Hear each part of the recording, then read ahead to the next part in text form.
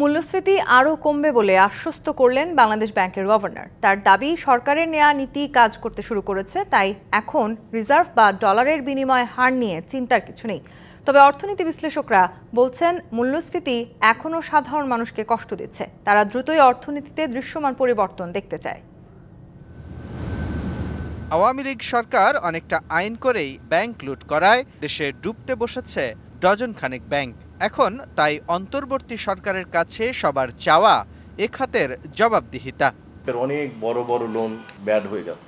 যদি total integration থাকে with the regulators, তাহলে কিন্তু এইটাকে আর্লি ওয়ার্নিং বা এই জায়গাগুলোতে স্টপ করে দেওয়া পসিবল।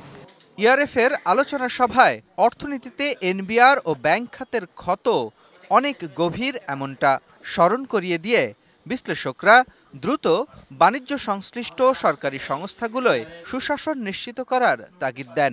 মাঠের অলরাউন্ডার আমি, আর ঘরের অলরাউন্ডার টাইলক্স।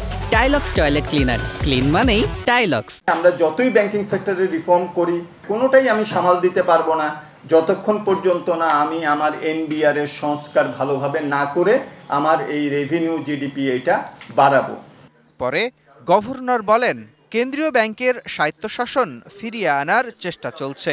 নিয়ন্ত্রক এ প্রতিষ্ঠানে দক্ষ জনবলের অভাব স্বীকার করে তিনি বলেন, নতুন সরকারের নেয়া নীতি কাজ করছে। বাংলাদেশ ব্যাংকের এমনভাবে গঠন করতে যেটা একটা মডার্ন সেন্ট্রাল ব্যাংক হিসাবে সুপ্রতিষ্ঠিত হতে পারে। আমরা আইনকে চেঞ্জ করব, আমরা ডিপার্টমেন্ট ফাংশন ফোকাস ইত্যাদি সব চেঞ্জ করব, আমরা রিফোকাস করব। যে জিনিসগুলো সেন্ট্রাল ব্যাংকের কোর অ্যাক্টিভিটি নয় সেগুলোতে আমরা থাকব না। গভর্নর আরও বলেন, ব্যাংকগুলো আর ঘুমিয়ে ঘুমিয়ে লাভ করার সুযোগ পাবে না। সরকারি ঋণ কমায় টিকে থাকতে বেসরকারি খাতে ভালো ঋণ বিতরণ করতেই হবে।